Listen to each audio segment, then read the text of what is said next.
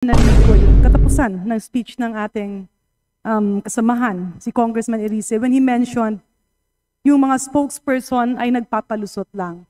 Can he expound on the specifics of this crucial allegation? Well, Mr. Speaker, distinguished colleague, kita naman natin yung mga sagot ni spokesperson Claire Castro.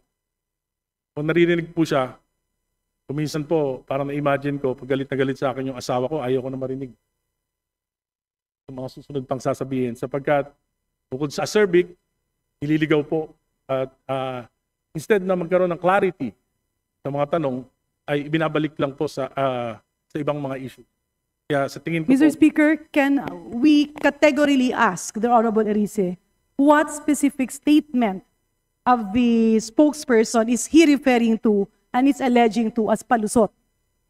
well, for example, the 100 billion in insertions, dapat sagutin po yun. Hindi pwedeng sabihin na baliwala yun.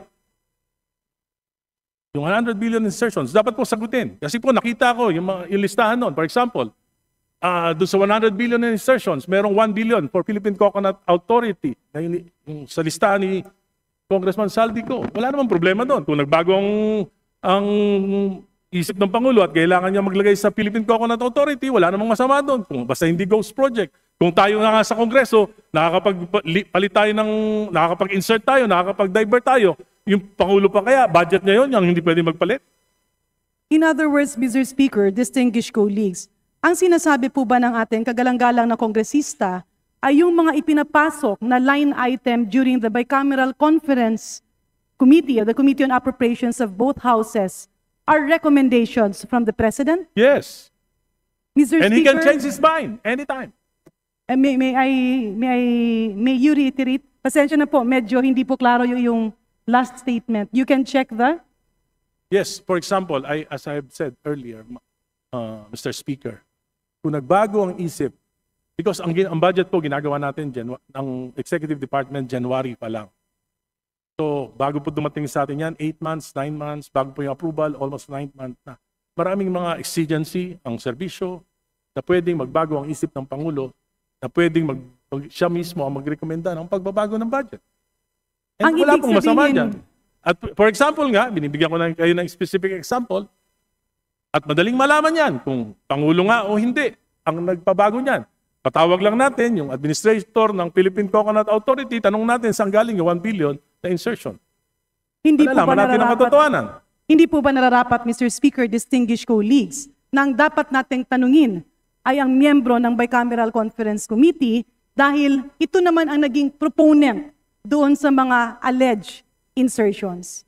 Ang sa akin lang, Mr. Speaker, distinguished colleagues, is orient me, my distinguished colleague, Honorable Erice, paano po ba ang nagiging sistema ng budget process? Kasi sa pagkakaintindi ko, ang budget call starts during the month of March, where all cabinets present, defend their budget. It reaches the cabinet sometime in April, and after that, it goes through the series of vetting, after which it is transmitted to the House, both houses, Congress and Senate, for deliberation after the State of the Nation address.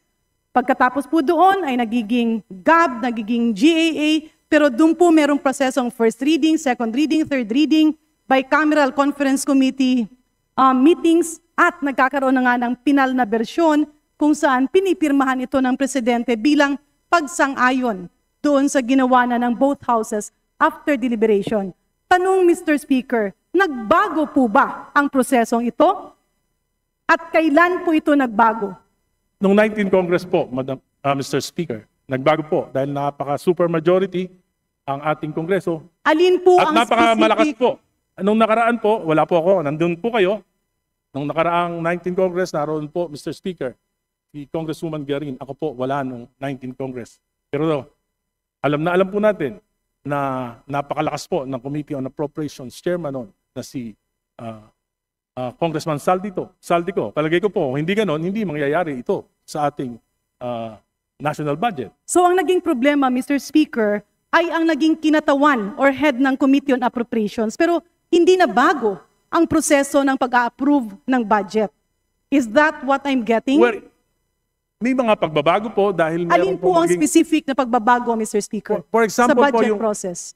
sa aking pagkakalam, yung small committee, hindi na po nalalaman ng mga miyembro ng kinatawan yung mismong inaaprobahan at pinapasa sa Senado.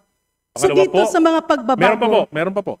so dito Bukod sa po doon, pagbabago, Honorable Erice, nakasaad ba dito na yung presidente ay nagbibigay ng proposal during the Bicameral Conference Committee meeting? hindi po natin alam yan.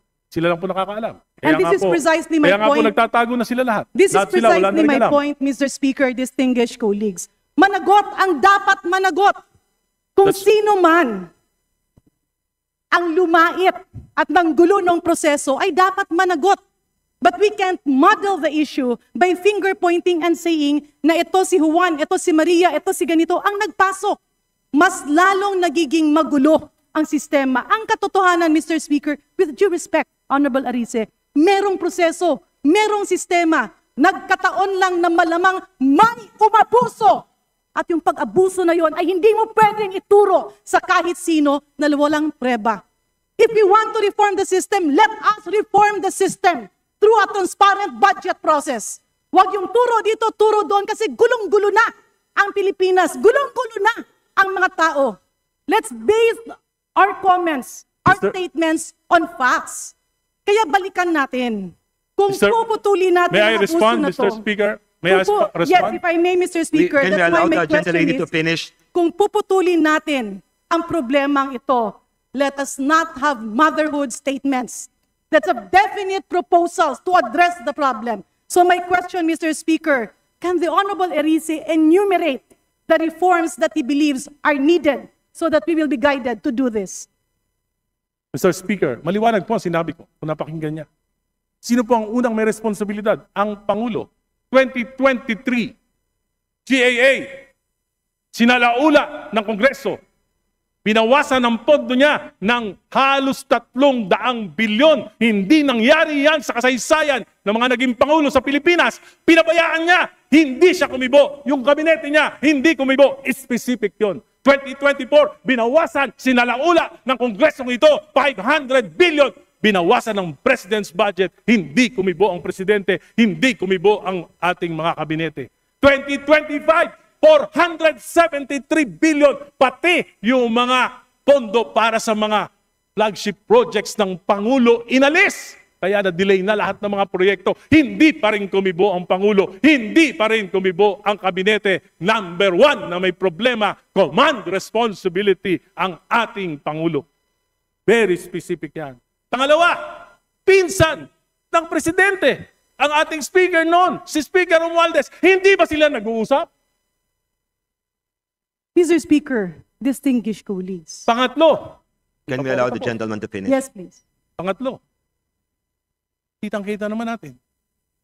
Balitang-balita. Dalawa lang nag-uusap sa pagbabago ng budget. Yung mga member ng BICAM, hindi alam. Sinabi ni Senate Finance Chief Grace po, pinirmahan niya lang pero hindi siya alam. Ang si Senate President Chis Escudero lang at si Chairman Saldico lang ang nag-usap. Regular ba yun? Hindi po regular yun. Maliwanag po yung mga sinasabi ko. Specific. Mr. Speaker, ulitin ko lang po. Ang reformang narinig ko sa ating kagalang-galang na kulig ay hindi sang-ayon dun sa aking ekspektasyon, if I may, pasensya na po. Kasi nga, ang tanong ko is, what are the specific reforms that we need? Unfortunately, what I am hearing are allegations, number one, binawasan ang mga budget. Number two, magpinsan ang presidente at ang speaker. Number three, nagpirmahan ay 2 tao lamang. Mr. Speaker, distinguished colleagues, andyan nga ang problema. Nakita ngayon ay hinahanapan ng solusyon. And if we are talking about reforms, the reforms should actually be on accountability, on transparency. Ano pang reforma? Number one, transparent budget process. Number two, napaka-imposible naman na pipirma ka ng mga bagay na hindi mo alam. Kasi ang pumipirma ng budget ay ang bicameral conference committee members. In other words, balikan natin, if we need reforms, babalik tayo, totoo ba na nahimik ang mga kabinete? Totoo ba na lahat ng budget ng kabinete, there are a lot of problems, and that is why we are in this series of investigations. But it will just add chaos. If we will take advantage of the situation and instead of demanding for genuine reforms, we twist the situation and talk about politics. In other words, Mr. Speaker, distinguished colleagues, tama naman. Natuldukan ito, hanapan ng solusyon, and push for genuine reforms. Pero kung ang naging mali ay merong bumaluktot sa mga bagay na hindi dapat baluktutin, yun ang dapat managot. But we cannot pull down our people and our government by not proceeding to concrete investigations that will really pinpoint the problem of all of this. Maraming salamat, Mr. Speaker. And of course, with due courtesy to Congressman Erice, I am with you in calling for reforms. But if I may appeal, let us push for individual concrete reforms that Congress can perform. Maybe we can push forward for a situation like other parliaments, where members responsible for the budget are made to report on a quarterly basis, stating the update of each program, the rationale of each action, and the impact that it will provide to the Filipino people. Thank you very much, Mr. Speaker. Thank you very much, distinguished colleagues. Mr. Speaker, maliwanag po ang aking mga reforma na hinihingi sa Pangulo at sa Kongreso na ito. Reforma, anti-political dynasty, inabastos natin ang konstitusyon. Ayaw natin magpasa ng anti-political dynasty bill o law sapagkat against our interests kahit na ang kahulugan nito ay hindi pagrespeto sa konstitusyon. At Pangulong Bongbong Marcos ng lubusan at may mga napanood po kaming video. Pwede po pakikwento sa amin kung saan po kayo nag-umpisang magkakilala? Hindi ko po siya kilalang lubusan. Okay. Sinasabi, alam ko lang, dahil hindi naman ganun kalaki yung agwat ng aming edad, ay kung saan sila nagpupunta, maaaring nandun din ako, no? So, pero hindi kami buddy-buddy, hindi kami palsy-walsy. Okay. But anyway, ito po na talagang medyo nasasangkot ang pangalan ni Pangulong Bongbong Marcos dito sa napakalaking korupsyon sa Pilipinas. Sa tingin niyo po ba may credibility ito mga expose ni Congressman Saldico?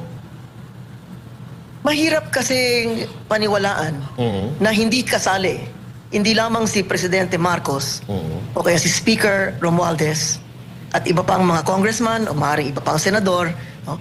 At yung mga taga-DPWH na hindi kasali yung pinaka nasa itaas. Yes. Dahil unang-una, bumoto tayo ng presidente at vice-presidente. Ang presidente, pag upo niya, meron siyang kabinete. Ang presidente hindi kumikilos na mag-isa. Yes. Kadalasan, yung hindi alam ng presidente, yung kabinete, yun ang nagre-reinforce. Diba? Opo. Sa kanya, binibigyan ng impormasyon, binibigyan ng payo, binibigyan ng advice. Kaya siya yung kabinete. Yun yung cabinet. Ngayon, hindi maaaring lumabas ang kahit anumang budget, kahit na piso, hindi pwede lumabas dyan kung hindi alam ng mga kinaukulang departamento. Yung nakikita natin, DPWH pa lang yan eh. Hindi pa natin nakikita Department of Finance. Diba? Hindi pa nakikita Department of Budget and Management, Department of Health, Education, etc. etc. Lahat yan sa ilalim ng Pangulo. Hindi sa ilalim ng Kongreso yan. Apo. Yan ay nasa ilalim ng Presidente ng Republika ng Pilipinas. Sa gusto niya, sa ayaw niya, baka naman hindi niya alam na talaga nasa ilalim niya, kaya sinabi niya, mahiya kayo. Sinong kayo ang mahihiya? Di ba? Yes po. Para mahiya, yung dapat tinutukoy niyang mahihiya, dapat siya mismo ang magsabi. O sino kayo ang dapat mahiya? Kasi parang sinabi mo, kayo dapat mahiya. Pero ako, hindi ako kasali ha. Apo. Diba? May iba yung ganun eh, di ba? Kaya, kailangan liwanagin natin. Huwag yung kasi pahapyaw-hapyaw, palampas-lampas, pasagi-sagi yung ating ginagawa eh. Nagugulan yung tao eh. Sa ginagawa nila ngayon, sinasabi ko na to yung epekto ng baha sa iba't ibang dako ng Pilipinas, yung mga walang pera sa ospital, yung mga walang pambayad sa anumang kapangangailangan, kalsadang bulok, tulay na nahuhulog, lahat yan. Sabihin natin, yung Ghost Project at iba pa. Kung susumatotalin mo yan, baka para tinamaan tayo ng lindol na 7.2 magnitude. Yes po. At gaano katagal aabutin ang mga recovery period? Diyan masakit ang loob ko eh. Bakit? Wala na akong 30 taon pa para mag-recover yung ekonomiya ng ating bansa. Eh, ang ginagawa nila, ginagahasa nila, tapos sasadsad na yan sa ilalim. Below zero pa yan pupunta, aabutin yan. Diyan masakit ang loob ko dahil kawawa yung mga bata. Opo. Kawawa yung mga walang kamuwang-muwang. Opo. Kahit na yung mga ibang tao na bigyan ng isang katutak na ayuda, milyon-milyon ang kinalat nila nung eleksyon. Pero, sino magbabayad doon sa mga kotse na wala? Nagpatong-patong na lang, parang aluminum foil yung kotse. Opo. Sino magbabayad sa mga TV? Na pinag-ipunan nila, binigay ng pera ng mga OFW sa mga kamag-anak nila, yung mga sari-sari store nila, yung mga tindahan nila, yung mga coffee shop nila, kung ano man. Naupos lahat yan. Yes. O ngayon, nagtuturoan ngayon, nagtatakipan. Stop it. Kasi everybody's covering up for each other. Yes. We cannot survive this, di ba? Opo. Ngayon, sasabihin nila, o ikaw, pumunta ka ng Chile. Para huwag ka na makisawsaw dito. Hindi pwedeng ganyan eh. Binalangyanan natin yung taong bayan, niloko na natin, ninakawan na natin, na-disgrasya na sila. Pagkatapos ngayon, parang, uy, di namin alam sinong gumawa niyan eh. Hanapin muna natin mga mukhang multo. Yes. Tama Hindi po. pwede yan. Yan, tama po kayo, Senator. Parang nawawala po talaga yung accountability, nagtuturuan. But Yeah, anyway, the institutions are blowing up. Yes. You know, we want to see the wheels of justice turn and turn quickly, not slowly. Apo. Because what are you waiting for? Another bagyo? Another hanggang nguso yung baha? Yung bang hinihintay pa natin, di ba? Apo. Kasi ang nangyayari tao eh, si Saldico, si ganito, si ganyan, si DPW, wala lahat yan. Parang sarswela. Gusto nyo ba binibigay nyo sa tao isang sarswela? Ano to? Samantalang, yung mga nasa itaas, sasabihin natin, oh, sinong may kasalanan? Si Speaker, si kusino. I tell you, the Speaker of the House or the Senate President will not be able to insert 5 pesos kung hindi aprobado ng Malacanang. Yun. Paano? Di ba? Kami, nandun din kami nun eh. Apo. Nasa Senado din ako eh. Apo. Wala kami ganyanan. Hindi pwede. Dahil meron kaming pagtingin, meron kaming paggalang sa institusyon. Hindi kailangan kaibigan ko ang presidente. Hindi kailangan buddy-buddy ko presidente. Kahit sino pa ilagay mo sa Malacanang, ang respeto dapat nandun sa posisyon. Yes. Nandun sa Malacanang. Hindi kung sino man ang nakaupo dyan. Tama. Kaya yung kung sino man ang nakaupo dyan, kung ikaw na nagiging kahiya-hiya ng ating bayan, wag natin, kasi ang nangyari, hinahati natin yung tao eh. Duterte ka ba o Marcos? O bakit? Ang dami dito. Hindi ako Ang dami dito, bumoto ng Marcos Duterte. Whether Duterte sila o Marcos sila, tandem yun eh. Magkasama yun, di ba? Yes po. O iba nagsisisi, yung iba okay lang kasi kasali sila sa racket, okay lang. Yes. Walang problema. Individual opinions yan. Meron tayong saligang batas. Are we a democracy under a constitution? Or are we totally anarchy na talagang tawag mo dito? Or corruptocracy? Di ba? Ano ba tayo? Ngayon, kung tayo constitution ang ating batayan, ng ating sistema ng pamamahala, ng ating pamahalaan, kung ano man ang mangyari sa Pangulo, merong pangalawang Pangulo. Hindi ginawa yung konstitusyon dahil si Sara Duterte ang vice-presidente. Hindi ginawa yung konstitusyon na yan dahil si Marcos magiging presidente. Hindi Correct. po yan eh. Wala yan eh. Walang pangalan yan, walang anino yan. So, itong ginagawa ng mga taong bayan, at wag natin bibilangin yung lamang nasa Luneta, nasa EDSA, kung saan-saan. Paano yun nasa ospital na nakapila doon ilang araw na, ilang linggo na, hindi makapasok? Yes. Paano yung mga nasa bahay nila na hindi makabangon para pumunta sa ospital? Yung wala nang makain, kumakain sa garbage cans na pumupulot ng basura para kainin. Hindi sila kasama sa rally. Paano yung mga manggagawa na mawawalan ng sweldo sa isang araw kung sila nasa rally? Correct. Paano yan? Hindi nyo binibilang yan. Apo. Kaya kuminsan, ayoko nga magsalita. Sabi nila, pupunta ka ba sa rally? Bakit? Sabi ko, ilang taong kami nasa rally? 1983. 86 hanggang 86 yan. 3 taon nasa rally. Ito, 3 araw pa lang. Yes. Ano sasabihin nyo? Iba sa amin, namatay na. Iba sa amin, na-torture, nakulong. Yung ibang kasamahan natin, binaril mismo dyan sa Welcome Rotonda. O yung anak ni Princess Nebenso, si Fidel. Diyan, binaril mismo sa Welcome Rotonda. Pero 3 taon yan. Ano bang gusto natin mangyari? Yes. Kasi hindi tayo nagkakaisa eh. Kung corruption, lawlessness, yung deceit, yung talagang kawalanghiyaan, yung kanya-kanyang self-preservation, isipin mo, Wala kang pambili ng baterya para sa motorsiklo mo or jeepney mo. Pagkatapos, makita mo, 400 milyon na lulustay sa casino. Correct. Ano ka? Anong sasagot mo sa kanila? Senator, regarding po dito, napag-uusapan na rin lang naman natin ang rally. Ito po kasing pahayag ni Yusek Claire Castro. Ang sabi niya po ay sumusuporta po ang Iglesia ni Cristo kay Pangulong Bongbong Marcos. Pero sa kabilang banda naman po, sabi ng ombudsman, nakakuha daw po ng kakampi itong si VP Sara Duterte sa mga Iglesia ni Cristo. Parang magkaiba po yung kanilang paniniwala tungkol sa rally. Ano po yung masasabi niyo dito? Alam nyo, matagal na strategy na yan. Wala pa si Hesus Kristo sa balat ng lupa. Strategy na nila yan. Divide and conquer. Di ba natin alam yon? Apo. Hatiin mo yung mga tao. Magkagulo sila para sila nag-aaway-away. Tayo, lusot tayo. Trilyon-trilyon ang nakaimbak sa atin. Di ba? So, ganyan ba gusto natin mangyari? Kasi nakakahiya na tayo eh. Sa buong mundo, pinagtatawanan tayo. Hindi pa tayo nadala, isang Marcos. Susunod pa, pangalawang Marcos. At inaasahan mo, isa pa ang susunod na Marcos pa? Di ba? Ito, ayoko sana ganun personalan eh. Dapat hindi ganyan ang usapan. Pero, parang masyado yung tinatanga yung tao eh. Masyado ginagago yung tao. At doon ako naiinis. Bakit? Pag nagkagulo dito, at nagkawasak-wasak ekonomiya, sabi nila, yung stock market bagsak, yung dollar malapit na magsisenta. Kaya masaya yung mga OFW kasi pagbalik ng pera nila, imbes na 57, magiging 60. Yes. O paano yung nandito? Yung 110 milyong tao na iiwan dito, ng gasolina presyo tataas. Bigas natin inaangka, tataas din yan pag ang dollar maging 60, 70, 80. Di ba? So, wag natin baliwalain itong mga pangyayaring to dahil para sa iba nakakatawa kasi mukhang tanga si ganito, si ganyan, sinungaling, si ganito, traidor, si ganito, naglalaglagan. Lahat itong mga bagay na ito, walang epekto yan. Walang epekto yan. Ang tinitingnan ng tao, katarungan ay dapat mabilis ang gulong. Hindi pwedeng unti-unti. At bakit parang ang hina-hina? Presidente mismo nagsabi, mahiya kayo.